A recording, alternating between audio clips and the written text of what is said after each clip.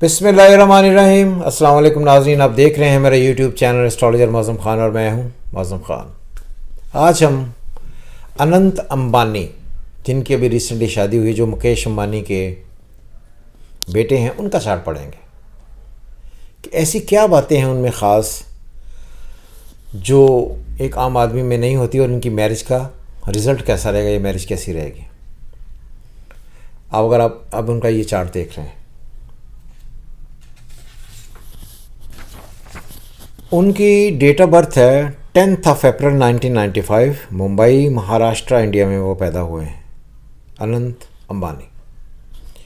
अच्छा, बड़ी planetary condition बड़ी मज़ेदार है। Sun in Aries with Mercury, Ketu in Taurus, 5वें घर में moon and Mars in Leo, 8वें घर में राहु और 9th हाउस में जुपिटर, जिसको सैटर्न की स्क्वायर है पाइसेस से, और वीनस इन पाइसेस। अगर आप ये देखें इसमें चार्ट में, सबसे ज़्यादा इम्पॉर्टेंट कि उनको अपनी हेल्थ से कंसर्न काफ़ी सारे इश्यूज रहे हैं और उनका जो वेट है उसकी काफ़ी सारी प्रॉब्लम्स हैं। अगर इस चार्ट को अगर आप गौर से देखें तो बड़ी इसमें 2-3 चीज़ें आपको नज़र आएंगी। इस तरह ये जो बातें करते हैं इंडियंस के, अगर किसी के जायचे में मार्स अफ्लिक्टेड हो तो वो मंगलीक हो जाता, ये मंगलीक हो जाती है। तो मैंने हमेशा ये कहा कि कभी भी मर्द मंगलीक नहीं होता, क्योंकि मर्द की शादी औरत से होनी होती है, तो इसलिए औरत जो है वो मंगलीक होती है। अगर हम इस मून को चार्ट को पढ़ें तो जो मून का चार्ट है, मून से अगर हम पढ़ते हैं तो moon is in Leo with Mars, जिसका लॉर्ड सन इन एरीज, ये आप उसमें ट्राइन में बैठे हुए हैं, यहाँ तक ये बहुत ठीक है। लेकिन उसी मून को राहु की स्क्वायर है और केतु की भी स्क्वायर है। तो इस एतबार से अगर हम देखें तो लड़की तो मंगलीक होनी चाहिए, लेकिन लड़की मंगलीक तो नहीं है। उसकी वजह ये है जुपिटर इन 9th और Saturn and Venus in 12th, जो सैटर्न जुपिटर को स्क्वायर दिए हुए हैं। तो जुपिटर बाय बर्थ अफ्लिक्टेड है इनका।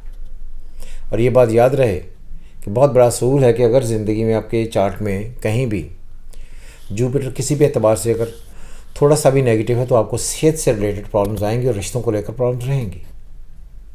तो ये जो शादी है मजमूई तौर पर ये शादी चलेगी ज़रूर, लेकिन लड़का जो है यानी कि जो अनंत अंबानी है उनको अपनी हेल्थ पर बहुत ज़्यादा ध्यान देना होगा। और जब राहु 8वें में बैठता है और वो स्क्वायर बनाता है 5वें घर से, तो जो डाइजेस्टिव सिस्टम है, पेट है, उससे मुतल्लिक़ कोई ऐसी बीमारियां लगा देता है जो जिनका ना तो किसी को पता चलता है, अगर पता चल भी जाए तो वो बीमारियां कभी ठीक नहीं होती। इसलिए राहु जो है वो एक पेन का लॉर्ड भी है। जुपिटर इनका अफ्लिक्टेड है, इनको वेट से मुतल्लिक़ प्रॉब्लम्स भी काफ़ी सारी रहेंगी।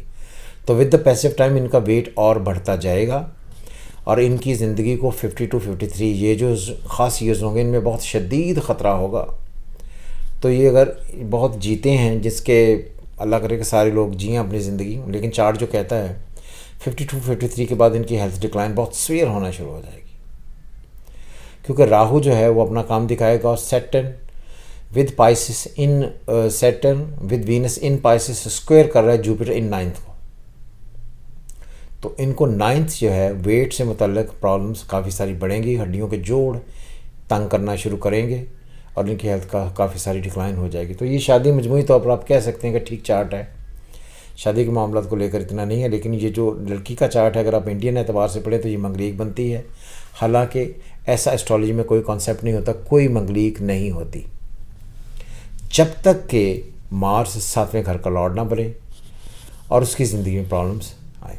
जब भी मार्स अफ्लिक्टेड होगा ज़िंदगी में इख्तलाफात होंगे, क्रॉस टॉक होगी, टेम्परामेंट डिफरेंट होगा, एंग्जाइटी बढ़ेगी और दोनों के दरमियान साइकोलॉजिकल डिफरेंस होगा।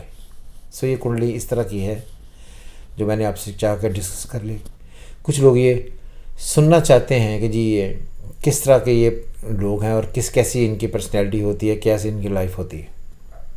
और जो सबसे इम्पॉर्टेंट इस बात में, इस हार्ट चार्ट पे चीज़ है कि जब भी 5th का लॉर्ड उठकर पहले घर में चला जाता है तो आपको पब्लिक रिकग्निशन मिलती है, और ख़ास तौर पर यूथ में मिलती है। ये वजह थी कि इनके चार्ट में ये सारी प्लानिटरी कंडीशन। खुश रहें, एंजॉय करें। खुदा हाफ़िज़। पाकिस्तान जिंदाबाद।